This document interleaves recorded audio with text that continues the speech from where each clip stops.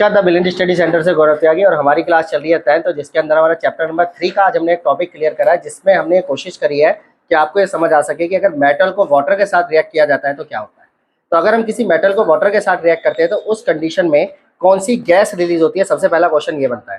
तो एग्जाम में last time एक क्वेश्चन आया था, इसमें बाकायदा पूरा प्रैक्टिकल लिखा हुआ था। उस प्रैक्टिकल में नीचे 3-4 क्वेश्चन पूछे गए थे और इनमें से एक क्वेश्चन था कि अगर किसी हाईली एक्सोथर्मिक मेटल को रिएक्ट किया जाए वाटर से तो उसकी रिएक्शन क्या होगी या उसमें से कौन सी गैस रिलीज होगी। तो आज हमारा टॉपिक बेसिकली इस चीज को कवर करने के लिए बना है। तो हम लेते हैं बिना समय गंवाए क्लास 10 चैप्टर नंबर 3।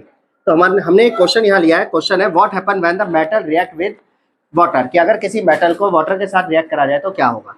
तो जब हम किसी मेटल को वाटर के साथ रिएक्ट करते हैं तो उस कंडीशन में हमारा मेटल ऑक्साइड बनता है और जो गैस रिलीज होती है वो गैस होती है हमारी हाइड्रोजन। तो हाइड्रोजन की क्वांटिटी पे डिपेंड करता है कि मेटल में आग लगेगी या आग नहीं लगेगी। फॉर एग्जांपल अगर हम बात कर रहे हैं जिंक की, तो जिंक हमारा क्या हो गया मेटल, और हमने उसे रिएक्ट करा वाटर के साथ, तो क्या बन जाएगा आपका जिंक ऑक्साइड बन जाएगा और हाइड्रोजन बन जाएगा। क्लियर। पर अगर जिंक ऑक्साइड को दोबारा वाटर के साथ रिएक्ट किया जाए तब क्या होता है। तो अगर किसी मेटल ऑक्साइड को दोबारा वाटर के साथ रिएक्ट करते हैं तो वो बना देता है हाइड्रो ऑक्साइड। क्या बना देता है, हाइड्रो ऑक्साइड। क्लियर है। तो इसको क्लियर करने के लिए हमने एक टेबल का सहारा लिया है। यहाँ पे हमारे पास एक टेबल है जिसके अंदर हमने अलग अलग मेटल्स लिए हैं, potassium, sodium, calcium, magnesium, aluminium, zinc, iron, zinc, lead, copper, ठीक है, सिल्वर एंड गोल्ड। अब यहाँ पे बात होती है कि वाटर की हमारे पास कितनी फॉर्म होती है। तो वाटर की हमारे पास 3 फॉर्म होती है। एक होता है कोल्ड वाटर, एक होता है हॉट वाटर, एक होता है स्टीम, और एक होता है कि किसी भी तरह से रिएक्ट ना हो, यानी कि किसी भी फॉर्म में वाटर को ले लिया जाए और मेटल रिएक्ट ना करे। तो पहले हम बात करते हैं कोल्ड वाटर के साथ। जब हम कोल्ड वाटर की बात करते हैं और उस टाइम हमारी बात हो रही है किसकी, पोटेशियम की और सोडियम की, तो ये हाईली एक्सोथर्मिक रिएक्टिव होते हैं। कैसे होते हैं, हाईली एक्सोथर्मिक रिएक्टिव होते हैं, यानी इसके अंदर से बड़ी मात्रा में हीट निकलती है, ठीक है, और ये कैच कर लेते हैं फायर को। यानी अगर इन्हें खुले में भी रख दिया जाए तो भी इनके अंदर आग लग जाती है। तो खुले में रखने में भी आग क्यों लग जाती है, क्योंकि इनके अंदर से जो हाइड्रोजन की मात्रा है वो बहुत बड़ी मात्रा में निकलती है, जिसकी वजह से खुले में रखने पे भी पोटेशियम में और सोडियम में आग लग जाती है। तो इसके लिए हमारी जो स्टेटमेंट बनती है, देखो एग्जाम में स्टेटमेंट के नंबर होते हैं, अगर आपको स्टेटमेंट याद है तो आपके फुल मार्क्स है। ठीक है। तो स्टेटमेंट क्या बनते हैं, it is the more violent and the exothermic reaction, okay, and that is the evolve the hydrogen immediately catch fire. किसमें, जब हम बात कर रहे हैं पोटेशियम में और सोडियम में कोल्ड वाटर के साथ। अब कोल्ड वाटर के साथ ही कैल्शियम रिएक्ट करता है, पर कैल्शियम में तो आग नहीं लगती। कैल्शियम को आप खुले में रखोगे तो कैच नहीं करेगा फायर। क्यों नहीं करेगा, क्योंकि ये वाटर के साथ रिएक्ट करके या मॉइस्चर के साथ रिएक्ट करके जो इसके अंदर हाइड्रोजन बनती है वो इतनी कम मात्रा में होती है कि वो चारों तरफ इसके बबल्स बना देती है। क्या बना देती है, बबल्स बना देती है और फ्लोट करने लगती है। क्लियर।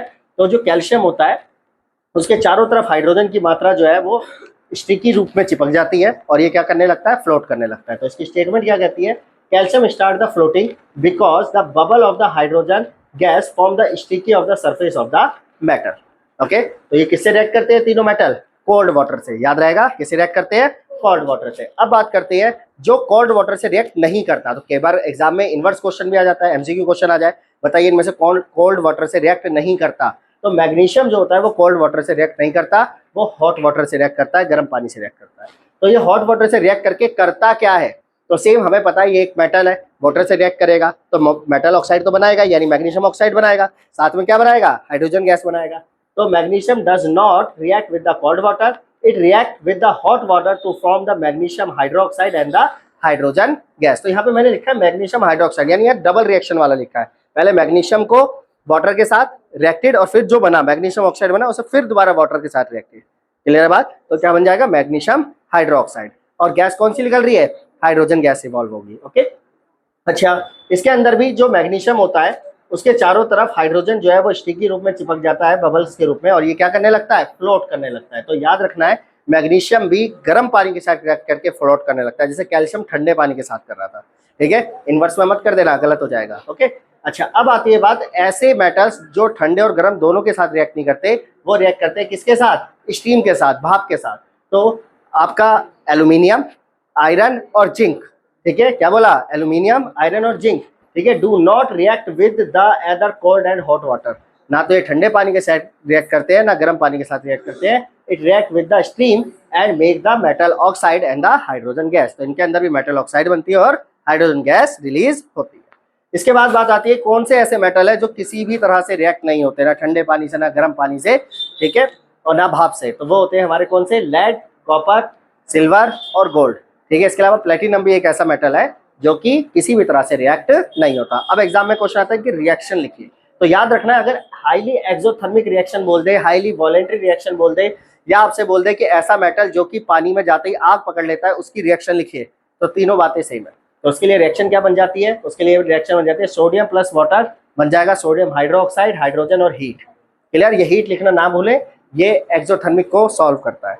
ओके, तो इसके प्रैक्टिकल में कई बार ये लिखा होता है, जैसे स्टेटमेंट में लिखा होता है कि मैडम ने एक प्रैक्टिकल कराया, बच्चे से कहा कि भाई पानी डालने के बाद इससे थोड़ा दूर रहना, ठीक है, क्योंकि ये हाईली एक्सोथर्मिक है। तो बताइए वो कौन सा मेटल था, तो ऐसा भी क्वेश्चन आया था, तो आपको पता होना चाहिए कौन सा मेटल है, सोडियम की बात हो रही है यहाँ पे। ओके, इसी तरह से पोटेशियम होता है, उसे भी वाटर में डालने के बाद हमारा क्या बन जाता है, पोटेशियम हाइड्रोक्साइड बन जाता है। ठीक है, हाइड्रोजन गैस निकलती है और हीट निकलती है। तो ये दोनों जो रिएक्शन है वो कोल्ड वाटर के साथ हाईली एक्सोथर्मिक रिएक्शन को शो करती है। अच्छा, अगर बात आ जाए आपकी कि भाप के साथ रिएक्ट होने वाले मेटल बताओ, तो भाप के साथ रिएक्ट होने वाला था हमारे पास कौन सा, एल्यूमिनियम और आयरन। एल्यूमिनियम और आयरन को अगर हमने रिएक्ट करा तो हमारा क्या बन गया, एल्यूमिनियम ऑक्साइड और हाइड्रोजन, और आयरन ऑक्साइड और हाइड्रोजन। क्लियर, अब बात करते हैं कि एग्जाम व्यू पे क्वेश्चन कैसा आ जाता है। तो एग्जाम व्यू पे क्वेश्चन फिलिंदा ब्लैंक्स टाइप का आ जाता है। ठीक है, जैसे वहां पे उन्होंने लिख दिया ए बी सी खाली, ये मैंने अभी लिख दिया है, इन्हें हटा देता हूँ। ठीक है, साथ में मैंने लिख दिया वाटर की फॉर्म। ओके, मैंने 3 वाटर की फॉर्म ली है। ओके, इसके बाद मैंने यहाँ लिखा KOH, हाइड्रोजन और हीट। तो जब इस क्वेश्चन को क्या जाता है तो क्वेश्चन पूछता है बताओ ए क्या है, बी क्या है, सी क्या है। कई जगह क्वेश्चन ऐसा भी हो जाता है जैसे वाटर को यहाँ से हटा के फिलिंदा ब्लैंक्स लगा दिया उन्होंने, क्वेश्चन मार्क लगा दिया, ऐसा भी क्वेश्चन बन जाता है। तो उस कंडीशन में हमें इसे फिल करना पड़ता है। ठीक है, तो वहां पे आपको ये ध्यान रखना है, सबसे पहले जैसे ए पूछ ले ए क्या है, तो आपको पता होना चाहिए कि सबसे पहले क्या देखो, हीट देखो कि हीट निकल रही है नहीं निकल रही। अगर क्वेश्चन में हीट लिखा हुआ है तो हीट का मतलब हो गया ये क्या है, हाईली एक्सोथर्मिक है। क्या है, हाईली एक्सोथर्मिक है। तो हाईली एक्सोथर्मिक में हाइड्रोक्साइड कॉमन हो गया। इसके आगे क्या लिखा हुआ है, तो यहाँ पे लिखा है पोटेशियम, तो यानी कि यहाँ पे ए एलिमेंट क्या हो गया, पोटेशियम हो गया। यहाँ पे क्या लिखा है, सोडियम, यानी बी एलिमेंट क्या हो गया हमारा, सोडियम हो गया। तो यहाँ पे हम हाइड्रोक्साइड को और हाइड्रोजन को अलग कर दे तो क्या बच गया हमारे पास, कैल्शियम। तो यहाँ पे हमारा एलिमेंट क्या हो गया, कैल्शियम। निकल गए तीनों, 3 नंबर का क्वेश्चन फ्री का हो गया। ठीक है, तो आपको ये इस तरीके से डील करना होता है अगर क्वेश्चन क्या आ जाए, metal react with water. Like करें, सब्सक्राइब करें, शेयर करें, नेक्स्ट वीडियो जरूर देखें।